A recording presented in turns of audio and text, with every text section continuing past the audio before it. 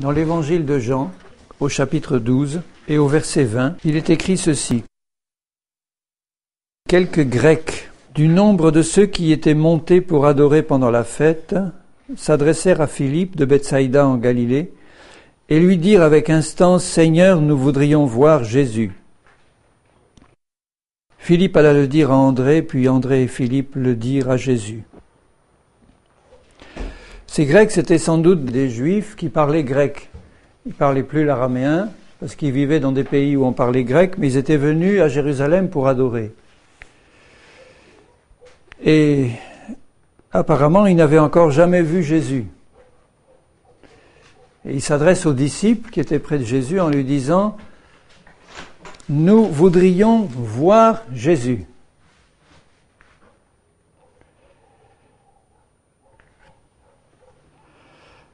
Et je crois que cette remarque qu'il faisait,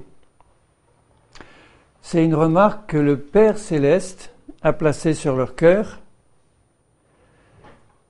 parce que le Père Céleste s'adresse, notre Père dans les cieux, à nous qui sommes ses enfants, il s'adresse à chacun de nous pour nous dire exactement la même chose.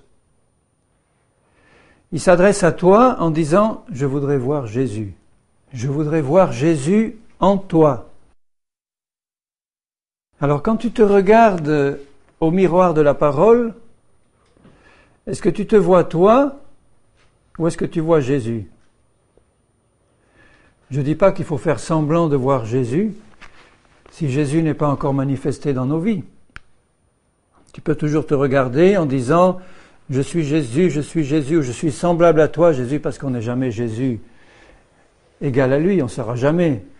Mais il veut que nous soyons semblables à lui et que le Seigneur qui a mis son esprit en nous se manifeste au travers de nous.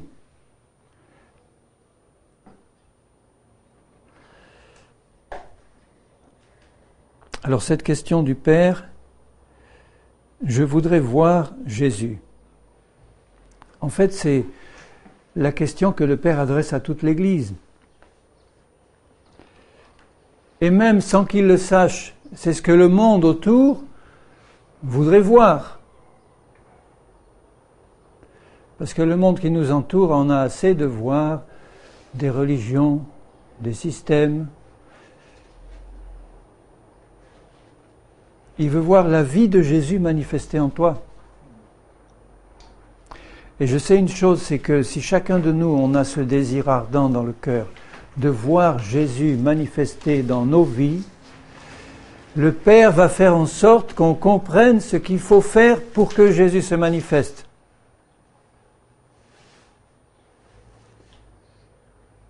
Vous vous rappelez que la dernière fois, je vous ai parlé du plan de Dieu qui veut préparer pour le Seigneur son Fils une épouse parfaite, où il n'y a pas une ride, pas une tache. Et ne croyez pas que le Seigneur va t'enlever si tu as des rides et des taches.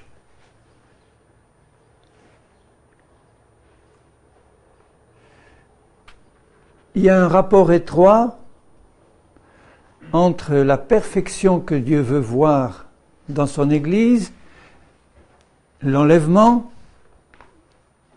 et la croix.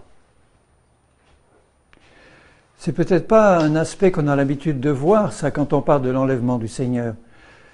On connaît la doctrine de l'enlèvement, on sait que Jésus a dit « Je reviendrai vous chercher, je vais préparer une place pour vous ». Quand je l'aurai préparé, il dit ça dans Jean 14, « Je reviendrai vous chercher pour que vous soyez avec moi ». Et d'ailleurs, ici, un peu plus loin, il dit, au verset 23, Jésus leur répondit « L'heure est venue où le Fils de l'homme doit être glorifié. » Et nous savons de quelle heure il parle. Il parle de l'heure de la croix et de ce qui devait suivre la croix. La gloire de Jésus passée par sa mort sur la croix. En vérité, je vous le dis, si le grain de blé qui est tombé en terre ne meurt, il reste seul. Mais s'il meurt, il porte beaucoup de fruits. Le grain de blé, c'est lui. Et Jésus devait mourir pour produire beaucoup de fruits, c'est-à-dire amener à la foi des millions d'êtres humains qui autrement n'y seraient jamais venus. Jésus ne pouvait pas rester seul. S'il n'était pas mort sur la croix, il serait resté tout seul, parfait. Il serait resté le seul à avoir accompli parfaitement la volonté de Dieu, mais il ne le voulait pas. Il voulait transmettre la perfection de Jésus à tous ceux qui croiraient. Parce que tous ceux qui croient en lui sont destinés à manifester sa perfection, pour être semblables à lui, parce que Jésus ne peut pas recevoir, je ne me lasse pas de le répéter, il ne peut pas recevoir comme épouse une Église qui n'est pas parfaite. Et si nous n'avons pas cet objectif-là planté à la fois dans la tête et dans le cœur, jamais nous n'y arriverons, parce que c'est par la foi qu'on y arrive. Si tu te dis constamment, oui, il faut que je sois parfait, il faut que je sois parfait. Seigneur, je ne suis pas parfait. Il faut que je sois parfait. Et que si tu mets la plus petite dose d'effort personnel pour atteindre la perfection, tu ne vas jamais y arriver, tu seras constamment découragé. Tu vas regarder constamment à ton imperfection permanente et tu n'y arriveras pas. Tu vas rester sur terre. Parce que si tu essayes d'atteindre la perfection avec tes moyens personnels, tu vas rester sur terre, tu n'arriveras pas. Je ne dis pas que tu vas rater ton salut, mais tu rateras l'enlèvement. Parce que Jésus vient chercher une épouse parfaite. Quelquefois, ça choque des chrétiens quand ils m'entendent dire que les saints de l'Ancien Testament ne font pas partie de l'Église de Jésus. Et pourtant, c'est la vérité. Ce n'est pas une fausse doctrine que je suis en train de vous dire. Ils sont sauvés, ils font partie des sauvés de l'Ancienne Alliance. Et s'ils sont sauvés, c'est grâce au sacrifice que Jésus allait accomplir plus tard. Et c'est grâce à leur foi. Abraham, le père de la foi, n'a pas été sauvé par ses œuvres. Il a été justifié, il a été sauvé par sa foi. Mais il n'avait pas une pleine connaissance de toutes les révélations que nous avons eues par la venue de Jésus, par la connaissance en particulier de la croix, de l'œuvre magnifique, merveilleuse que Jésus allait accomplir sur la croix pour que le Saint-Esprit puisse demeurer en nous, que nous puissions recevoir la nouvelle naissance, le baptême du Saint-Esprit, et la perfection par la foi en l'œuvre accomplie par Jésus à la croix.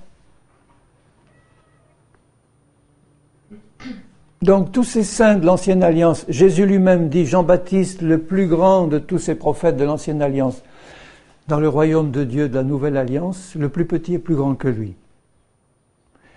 Et Jean-Baptiste dit, eh bien je suis heureux parce que je fais partie des amis de l'époux. Il va être à la table des noces de l'agneau avec nous. Mais il ne va pas faire partie de l'épouse, il fera partie des amis de l'époux. Il va se réjouir, il sera dans un bonheur parfait, il aura sa place dans le royaume de Dieu. Mais la grâce ne lui a pas été faite de faire partie de l'épouse. C'est une grâce que Dieu allait réserver à ceux qui allaient avoir la connaissance complète de l'œuvre de Jésus, passer par une nouvelle naissance, passer par le baptême de l'Esprit, le baptême d'eau, au nom du Seigneur Jésus, et recevoir par la foi l'héritage de la perfection. C'est celle-là l'épouse que Jésus vient enlever. Donc si tu n'as pas le désir dans ton cœur de manifester la perfection de Jésus dans ta vie, tu ne peux pas être enlevé. Il faut que ce soit clair et net dans ton esprit, que tu ne te séduises pas toi-même, que tu ne trompes pas en disant « je suis chrétien, je vais être enlevé ».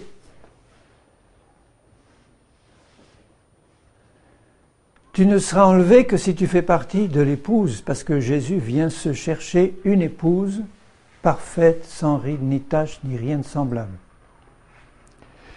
Et comme elle ne peut pas y arriver par ses propres moyens, il a tout accompli pour elle et lui donne le cadeau de recevoir cette perfection par la foi en lui. Alors pourquoi il y a tellement de chrétiens qui marchent à côté de cette perfection ? Est-ce qu'il est impossible de marcher dans la sainteté parfaite de Dieu sur cette terre ? Est-ce qu'il est impossible de marcher dans la perfection de Dieu ? Si c'est possible, pourquoi ne pas y marcher ? Ou alors on dit, mais c'est un objectif tellement élevé, je laisse ça à des plus saints que moi, mais moi j'y arriverai jamais. Moi, je prends mon salut, le pardon de mes péchés, et le reste, je remets ça entre les mains de Dieu. Mais pourquoi raisonner comme ça, alors que Dieu t'offre une parfaite perfection en Christ, et que cette perfection peut être manifestée par la foi dans ta vie. Par la foi. Pas par tes œuvres, pas par tes résolutions, pas par tes décisions, pas par tes commandements. Et c'est pour ça qu'il faut prêcher pas la moitié de l'évangile, mais la totalité de l'évangile. Quand j'entends dire, à tel endroit, à Pensacola ou en Argentine, il y a un grand réveil, beaucoup d'âmes arrivent à la repentance. Là, la repentance est prêchée. Je dis, c'est formidable. Ils prêchent la moitié de l'évangile. Donc les gens arrivent, se repentent et reçoivent le salut. Mais après, est-ce qu'on leur prêche la deuxième moitié, qu'ils peuvent recevoir la perfection par la foi en Christ pour être enlevés quand il va revenir? Et avant qu'il revienne, marcher sur terre comme il a marché. Vous ne croyez pas que c'est aussi important que la première moitié de l'Évangile ? Je dirais pour moi, peut-être même plus encore pour nous qui sommes sauvés, parce que si nous devions nous contenter de vivre de la moitié du salut sur terre, c'est-à-dire d'avoir constamment nos péchés pardonnés, quand nous péchons, nous venons au Seigneur, nous les confessons et le sang de Jésus efface, c'est merveilleux. Et que nous sommes esclaves du péché, au point que chaque jour qui passe, nous retombons en permanence dans les mêmes travers, sans jamais avoir la victoire sur le péché. Et chaque fin de journée, en pleurant, quand on a le cœur bien disposé, on rentre dans sa chambre et en pleurant, on verse des larmes sur le péché en disant « Seigneur, pardonne-moi, je reconnais. » Et le sang de Jésus nous lave.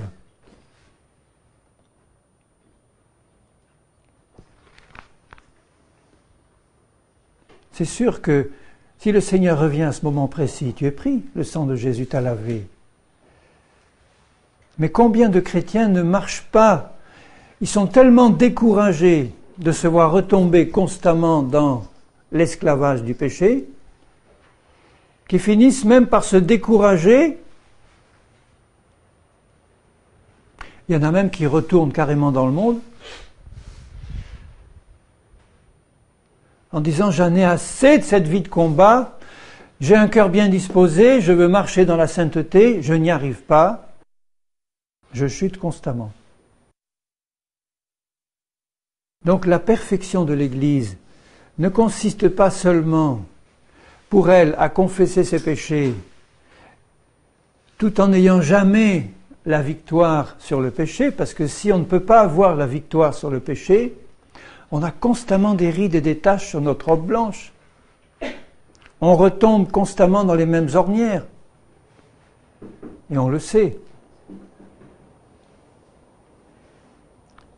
Peut-être qu'on ne le dira pas, mais combien de chrétiens ont leurs péchés secrets sur lesquels ils n'arrivent pas à avoir la victoire? Combien de chrétiens, combien de responsables, combien de pasteurs ont leurs péchés cachés qui n'arrivent pas à régler devant le Seigneur et ils sont constamment soumis sous la puissance de ce péché.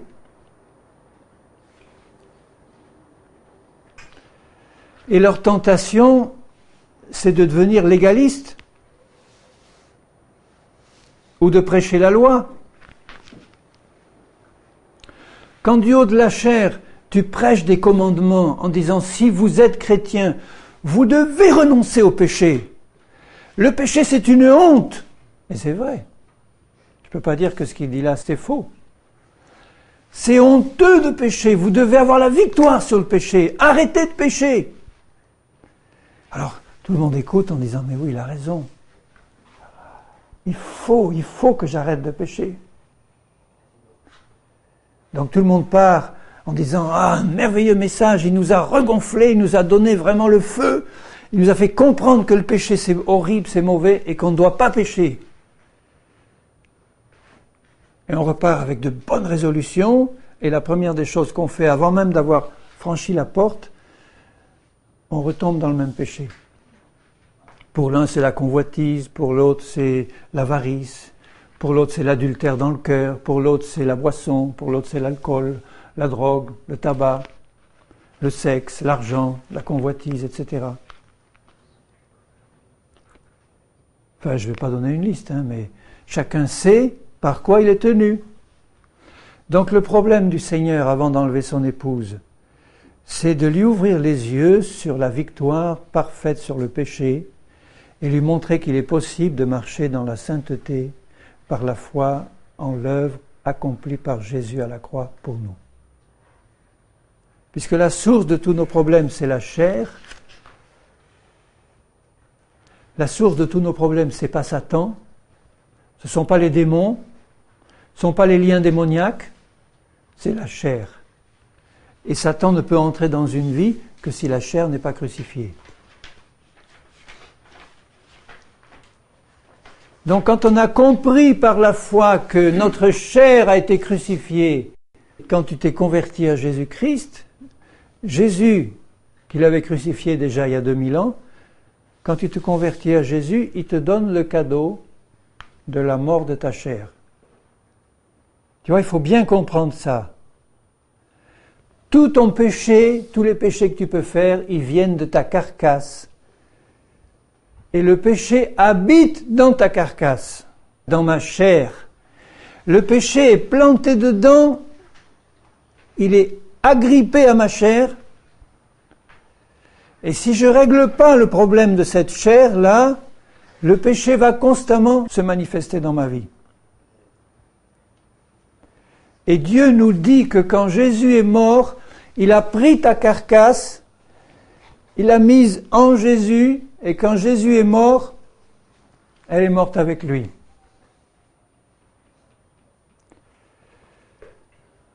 Je vais prendre une image qui n'est pas tout à fait adaptée, mais ça peut vous donner une lumière. Si une femme enceinte meurt, le bébé qui est en elle meurt aussi avec elle. Ça peut vous permettre de comprendre ce qui s'est passé quand Jésus est mort. Puisqu'il est dit que Dieu le Père nous a placés en Jésus-Christ. Quand Jésus est mort, tous ceux qui ont été placés en lui, c'est-à-dire tous ceux que Dieu connaissait d'avance, qui allaient se donner à lui, il les a placés en Jésus. Et quand Jésus est mort, nous sommes tous morts avec lui. Donc tu comprends que le péché qui est dans ta carcasse, puisqu'elle est morte en Christ, il ne doit plus dominer sur toi. Tant que tu crois à ce que Dieu dit. Tu comprends ça?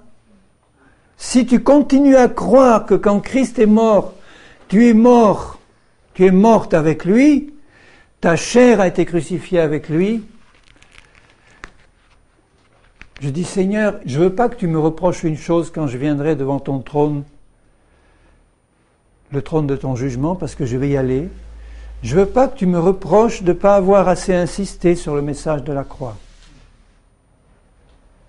Parce que c'est là qu'il y a la libération, la nouvelle naissance, la libération sur le péché et la sanctification parfaite de l'Église. S'il y a toujours quelque chose de nouveau à contempler dans l'œuvre de la croix, continue à venir, parce que tout, du début à la fin de la Bible, tout a pour centre la croix de Jésus. L'univers entier est centré sur la croix parce que l'univers a été maudit par le péché, la terre a été maudite par le péché, et nous savons que cet univers-là va vieillir, va mourir, va être roulé comme un manteau, mis au rebut, et Dieu va en créer un autre.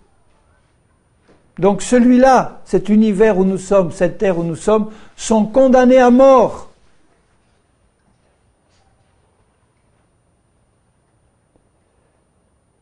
On ne va pas s'attacher à quelque chose qui est condamné à mort.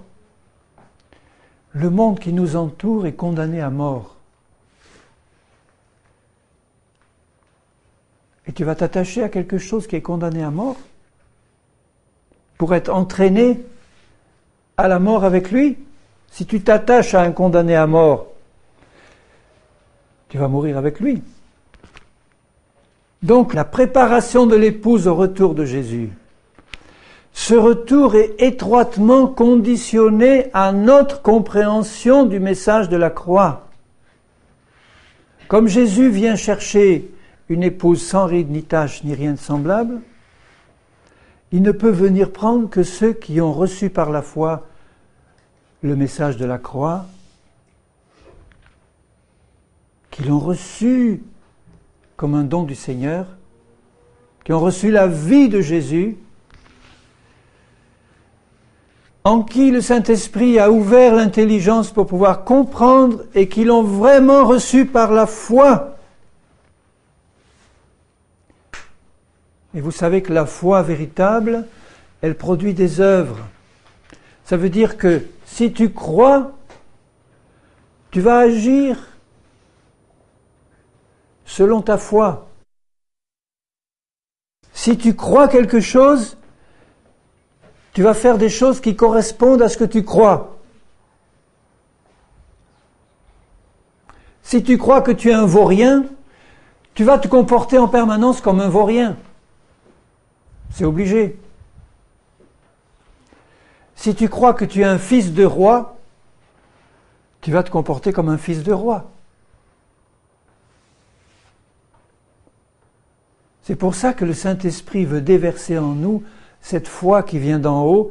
La foi vient finalement de la parole de Christ, la foi vient de l'illumination de notre intelligence spirituelle par le Saint-Esprit, qui nous montre ce que Jésus a fait, qui nous montre le contenu de la parole, et nous recevons ça dans notre cœur, et cette lumière que Dieu fait dans nos cœurs, dans des cœurs ouverts et bien disposés, produit la foi.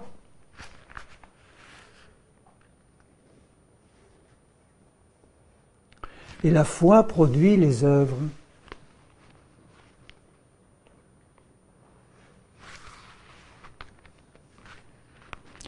Un peu plus loin là, il dit, je suis toujours dans Jean 12, « Celui qui aime sa vie la perdra, et celui qui hait sa vie dans ce monde la conservera pour la vie éternelle. » Ça a l'air un peu compliqué à comprendre. Il dit, si tu aimes ta vie, tu vas la perdre. Parce que notre vie à nous, qu'on a reçue de naissance, elle n'a rien à voir avec la vie de Dieu. Elle nous emmène à la mort. Notre vie naturelle nous amène à la mort. Et si nous aimons notre vie, nous allons à la mort. Mais si nous haïssons notre vie comme Dieu la hait, Dieu a de la haine pour tout ce qui est charnel. Non pas que c'est un Dieu vengeur qui est là tout le temps, prêt à nous frapper dès qu'il y a quelque chose de charnel qui se manifeste, mais dans son cœur, il y a une haine totale pour tout ce qui est charnel, parce que ce qui est charnel porte le sceau du péché, de la chute et de la mort. Ce qui est charnel a emmené son Fils à la croix. Dieu a de la haine pour tout ce qui est charnel. Toutes ces choses charnelles qui se passent dans l'Église, tous ces faux réveils attribués au Saint-Esprit, tous ces cris d'animaux, tous ces comportements horribles, ne viennent pas du Saint-Esprit. Et comment le savoir? Sinon par le discernement spirituel que Dieu donne. Quand le message de la croix est passé, quand on s'est approché de la sainteté de Dieu, parce que quand le message de la croix passe, c'est qu'il nous révèle ce que c'est que le péché, il nous révèle sa condamnation à mort, et il nous donne la lumière d'en haut pour discerner ce qui vient d'en bas de ce qui vient d'en haut. Comment est-ce qu'on pourrait marcher dans la sainteté si nous marchons dans ce qui est charnel? Expliquez-moi un peu comment on peut faire. Si on capte tout ce qui est charnel en croyant que ça vient du Saint-Esprit, est-ce que ça va faire plaisir au Seigneur? Est-ce qu'on va pouvoir marcher dans la sainteté de Dieu? Pour marcher dans la sainteté de Dieu, il faut que la lumière se fasse et que l'épée de l'Esprit, la parole de Dieu, fasse le tri entre ce qui est charnel et ce qui est spirituel. Donc voyez, tout dans la parole ne peut être rendu vivant que si le Saint-Esprit l'éclaire par une révélation. Et toutes les révélations que le Saint-Esprit nous donne doivent se trouver dans la parole.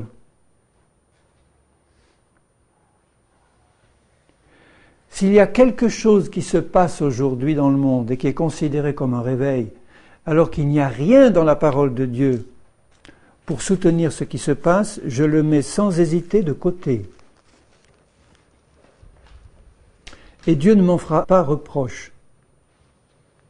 Parce que si je garde ce qu'il a mis dans sa parole, c'est-à-dire l'œuvre de Jésus et au centre la croix, je sais que j'ai tout ce qu'il faut pour pénétrer dans le cœur de Dieu, pour recevoir son message et pour marcher dans ce que Jésus a accompli, pour manifester la nature et le caractère et la vie de Jésus en moi. C'est tout ce que Dieu me demande. Dieu demande que je manifeste en moi la personne de son Fils par la foi en ce qu'il a fait lui. Vous ne trouvez pas qu'il y a tout là-dedans pour que je puisse faire ça? De quoi ai-je besoin en plus? Donc tout ce qui pourrait arriver, qui est en dehors de la parole, si ça vient de Dieu, merci Seigneur, donne-nous le discernement. Mais si ce n'est pas quelque chose qui nous ramène au cœur de la parole, c'est-à-dire à Christ et à la croix, Christ est au cœur de la parole, la croix est au cœur de Christ, et Dieu a prévu que toute sa bénédiction et toute sa plénitude passe par Christ et par la croix, pour que je puisse manifester la vie de Christ, il faut que mon esprit s'ouvre au contenu de la parole par le Saint-Esprit. Et là, j'ai tout en Christ. Si quelqu'un me sert, qu'il me suive, et là où je suis, là aussi sera mon serviteur. Il parlait quelques heures avant la croix. Et dans Jean 14, il dit, je vais vous préparer une place, je vais vous préparer des demeures dans le ciel. Quand je vous les aurai préparées, je viendrai vous chercher. Mais il dit là, si quelqu'un me sert, qu'il me suive. Il est passé par la croix, nous devons y passer aussi.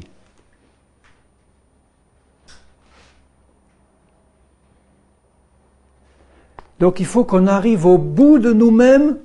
Il y en a qui sont tellement forts, qui résistent des années à l'œuvre du Saint-Esprit et de la mise à mort, parce qu'ils ont toujours des réserves presque inépuisables de vie personnelle.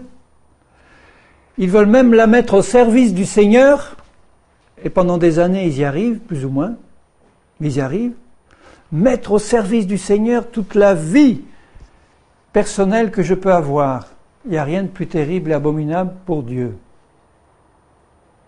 Il est patient, il nous aime, il ne va pas nous rejeter pour ça. Il ne va pas nous rejeter puisqu'il nous aime, on est ses enfants. Mais il va attendre qu'on s'enferre bien dans nos systèmes religieux, dans nos systèmes humains, dans tout ce qui est charnel avec un vernis religieux, chrétien, pour qu'on aboutisse à l'impasse de l'impossibilité absolue d'arriver à la perfection par ses moyens.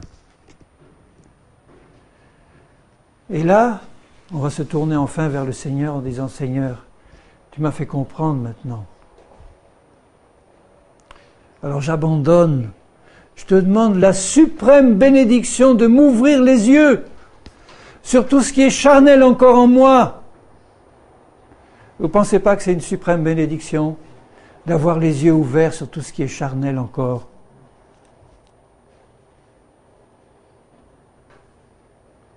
De tout ce qui est subtilement, spirituellement charnel, spirituellement entre guillemets.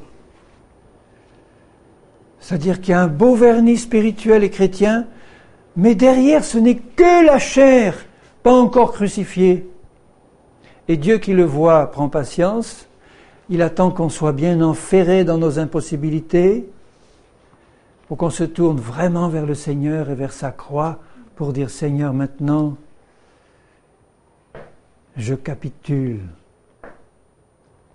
On croit capituler quelquefois devant le Seigneur, quand on passe des heures à la prière, quand on est actif dans le service du Seigneur, quand on fait beaucoup de choses pour Dieu. On pense qu'on est sur la bonne voie, mais souvent on est sur la mauvaise voie, c'est-à-dire qu'on n'a pas encore compris, qu'on n'est pas passé pleinement par la mort à nous-mêmes, pour que la vie vraiment de Jésus puisse se manifester en nous. Dieu va attendre. On va s'enferrer. On va rendre tout le monde responsable. Satan, les autres, ma femme, mon mari, l'Église, tel ou tel frère ou sœur rebelle. Et on va dire, mais Seigneur, si j'étais entouré de saints, mais je serais parfait.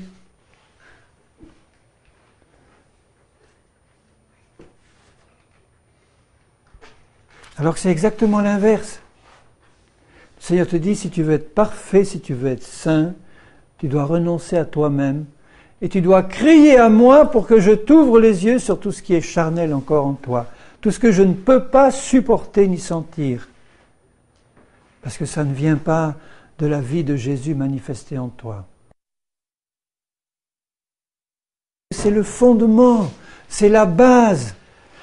Dans son Église, un pasteur qui ne prêche pas la croix est un criminel, puisque Paul dit « Je ne veux entendre au milieu de vous que Christ et Christ crucifié. » Et voyez l'insistance dans toutes ces lettres, l'insistance avec laquelle il revient constamment sur l'œuvre de Christ, sur l'œuvre parfaite de Christ accomplie à la croix, puisque c'est là que la porte du ciel nous a été ouverte.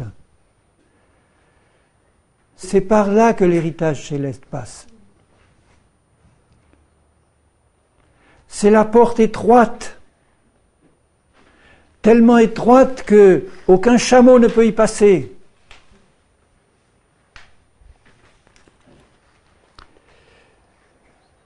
Si quelqu'un me sert, qu'il me suive.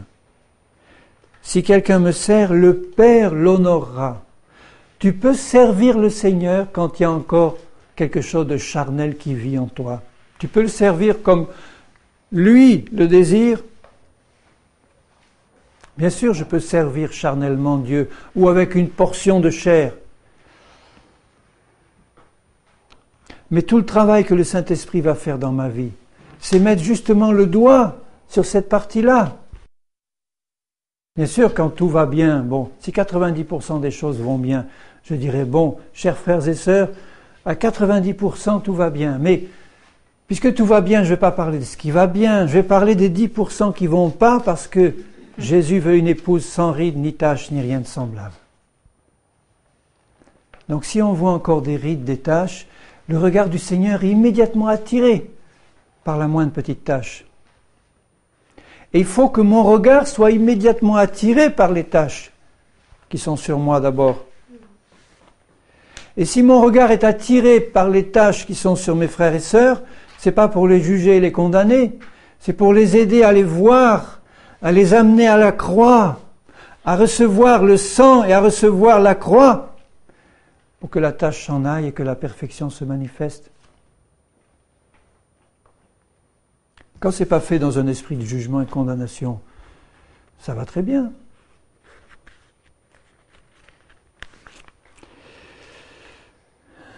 Maintenant, mon âme est troublée. Et que dirais-je? Père, délivre-moi de cette heure, mais c'est pour cela que je suis venu jusqu'à cette heure. Père, glorifie ton nom. Donc, voyez que le Père ne pouvait pas glorifier le nom de Jésus autrement que par sa mort à la croix. C'est là que le Père a été glorifié au maximum. Parce que derrière cette croix maudite, il y a toute la vie de résurrection qui va passer.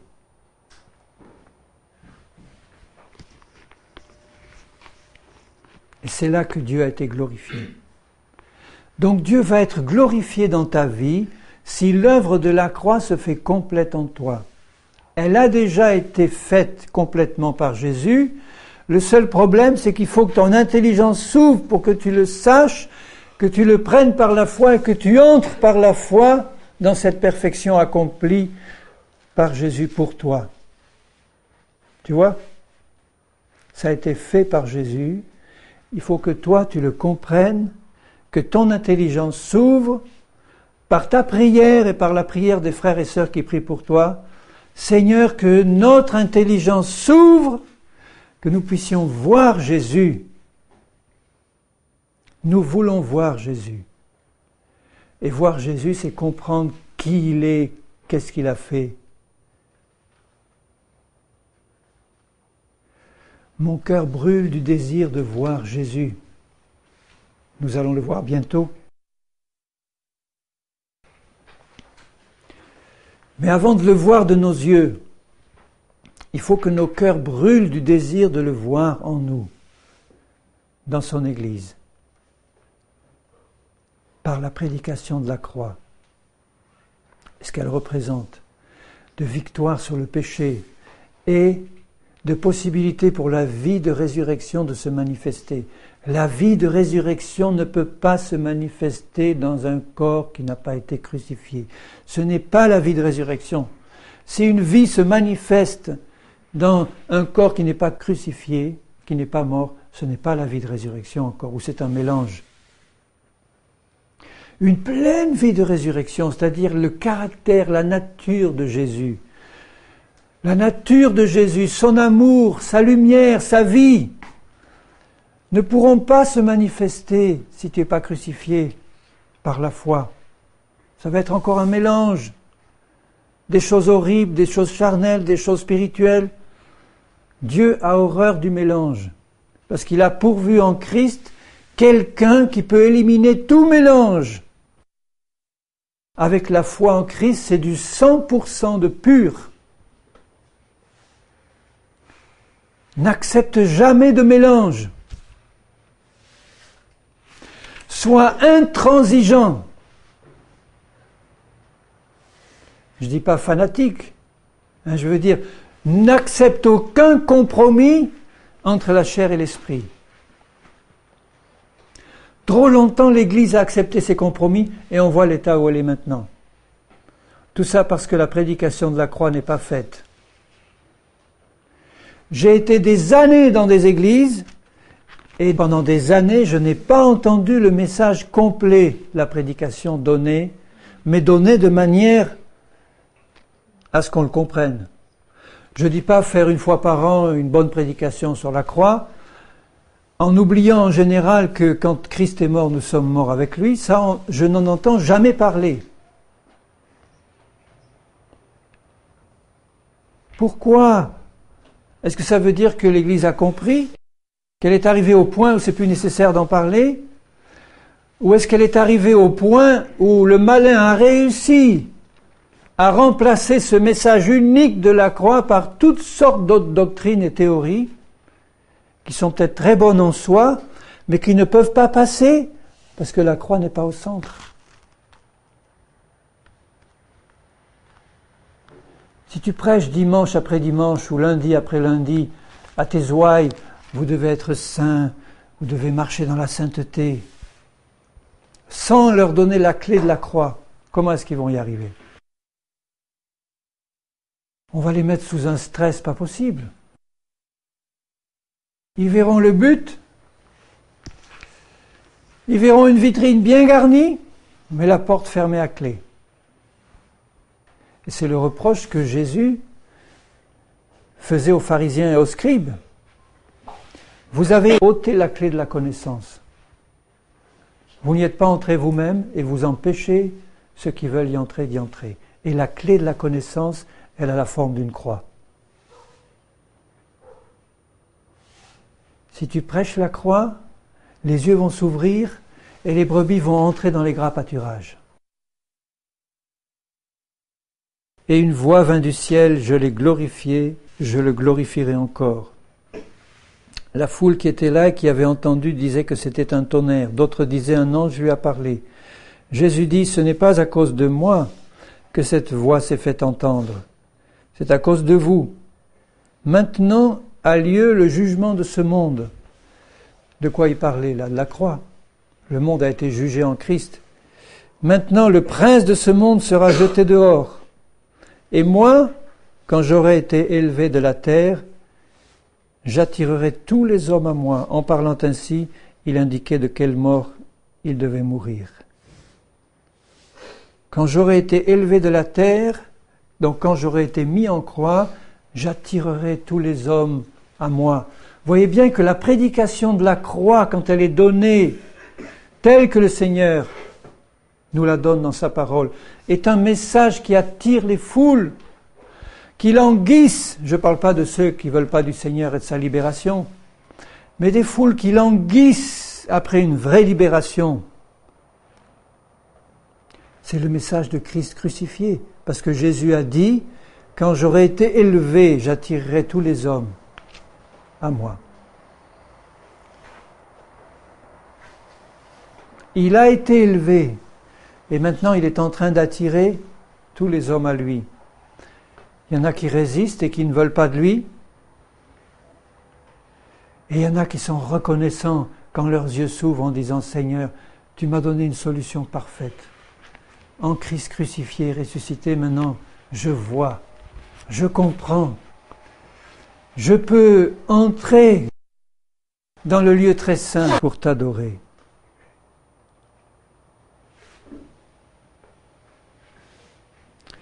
Je lirai au verset 37 du même chapitre. Malgré tant de miracles qu'il avait faits en leur présence,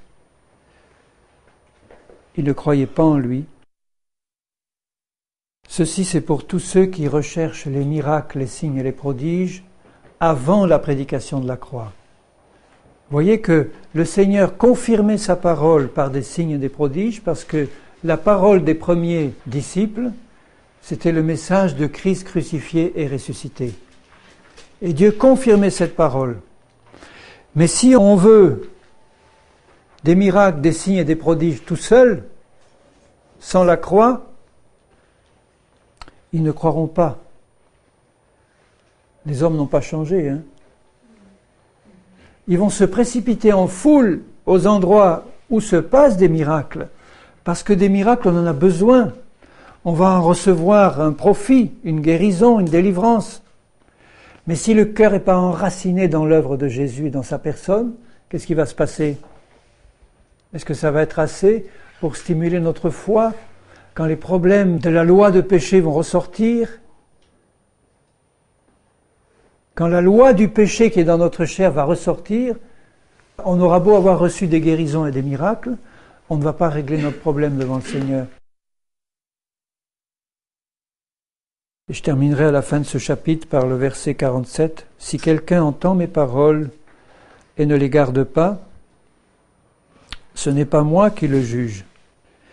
Car je suis venu non pour juger le monde, mais pour sauver le monde. Celui qui me rejette et qui ne reçoit pas mes paroles a son juge.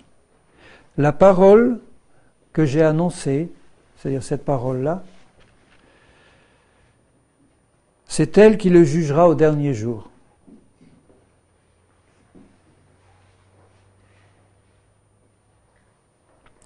Car je n'ai point parlé de moi-même, mais le Père qui m'a envoyé m'a prescrit lui-même ce que je dois dire et annoncer. Et je sais que son commandement est la vie éternelle. Vous voyez que le commandement du Père, c'est la vie éternelle. Cette vie éternelle passe par Christ, mort et ressuscité. Et la vie éternelle en toi passe par toi, mort et ressuscité en Christ. Seigneur mon Père, ma prière, c'est que nous puissions garder tes paroles, comme tu les as données et comme le Père te les a données. Père Saint, ma prière, c'est que nos cœurs gardent tes paroles.